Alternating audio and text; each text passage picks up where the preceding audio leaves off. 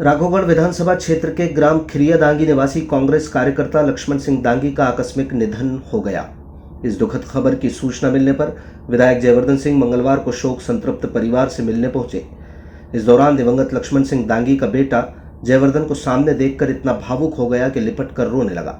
दांगी परिवार के सदस्यों का दुख और पीड़ा देखकर जयवर्धन की आंखें भी नम हो गईं। उन्होंने पीड़ित परिवार के सदस्यों को ढांढस बंधाया और आश्वासन दिया कि वो जिंदगी के हर मोड़ पर लक्ष्मण दांगी के परिजनों के साथ खड़े हैं। परिवार के अन्य सदस्य भी जयवर्धन से चर्चा के दौरान गमज़दा नजर आए। विधायक जयवर्धन ने लक्ष्मण सिंह दांगी के चित्र पर पुष्प अर्पित किए और ईश्वर से दुख की इस घड़ी में परिवार को संबल प्रदान करने की प्रार्थना की। इसके बाद विधायक आरोन के सनातन धर्म मंडल प्रांगण में श्री राधा माधव सत्संग सेवा समिति द्वारा आयोजित श्रीमद् भागवत कथा श्रवण करने पहुंचे। इस पांडाल में भी लोगों को संबोधित करते हुए जयवर्धन ने दिवंगत कार्यकर्ता लक्ष्मण सिंह दांगी का जिक्र किया। उन्होंने बताया कि साल 2011 में पदयात्रा निकलने के दौरान लक्ष्मण सिंह दांगी उनके बेहद करीबी थे। उनकी यात्रा की विभिन्न जिम्मेदारियां उन्होंने ही संभाली थी। श्री कृष्ण के अनन्य भक्त दांगी का निधन बेहद दुखद है। उनके जैसे कार्यकर्ता विरले होते हैं। आरोन में जारी श्रीमद् भागवत कथा के दौरान जयवर्धन ने कहा कि सनातन अनंत है, इसका कोई अंत नहीं है। उन्होंने लोगों से आह्वान किया कि वो अपनी सोच श्रीमद् भागवत कथा भागवत गीता में उल्लेखित उपदेशों की तरह रखें और विचार भगवान श्री कृष्ण और भगवान श्री राम की तरह हों। जयवर्धन ने कहा कि हमारा प्रयास होना चाहिए कि किसी का बुरा ना हो, यही भगवान श्री कृष्ण का उपदेश है। एक हमारे परिवार के सदस्य थे लक्ष्मण दांगी, जो आज हमारे बीच नहीं है। उनका आज ही कार्यक्रम था खिरिया दांगी में। 2011 में जब मैंने शुरुआत की थी पदयात्राओं के माध्यम से जनसेवा का मैंने प्रयास चालू किया था, उस समय ये बात लगभग 14 साल पुरानी है। लक्ष्मण से मेरी पहली बार मुलाकात हुई थी।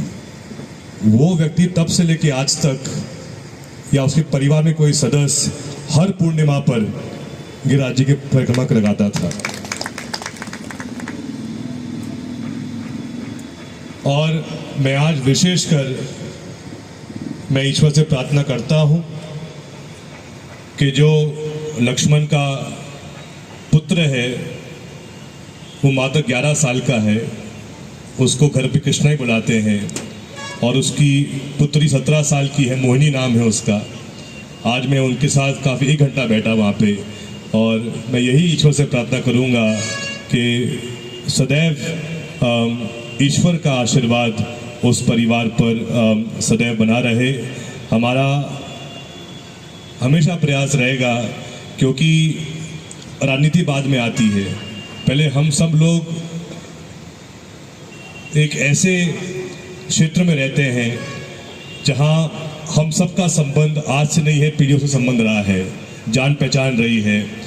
सुख और दुख में हम एक दूसरे कार्यक्रमों में शामिल होते हैं, चाहे कोई कार्यक्रम शादी ब्याह का हो, कोई कथा का आयोजन किया है कोई परिवार ने। और सदैव एक हमने प्रयास किया है कि आरोन शहर में सकारात्मक माहौल बना रहे, और मैंने भी सदैव ये प्रयास किया है कि जो मेरी क्षमता है सदैव जितना मुझसे हो सकता है मैंने अच्छा करने का प्रयास किया। कभी बुरा ना हो किसी का, ये हमेशा हमारा प्रयास होना चाहिए है, क्योंकि भगवान श्री कृष्ण ने कहा है कि आत्मा ही सनातन है। सनातन धर्म वो धर्म है जो अनंत है, जिसका कोई अंत नहीं है। और हमारा शरीर तो नाशवान है, लेकिन आत्मा सनातन है, जो सदैव जीवित रहती है।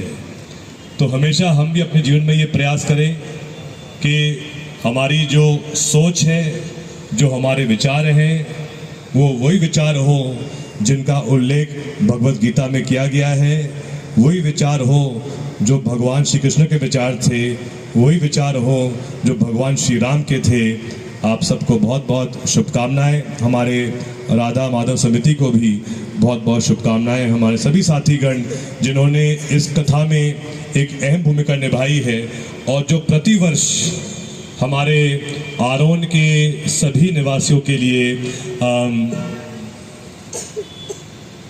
एक ऐसा मौका देते हैं जब सभी लोगों को भगवान श्री कृष्ण का उपदेश सुनने का सौभाग्य प्राप्त होता है।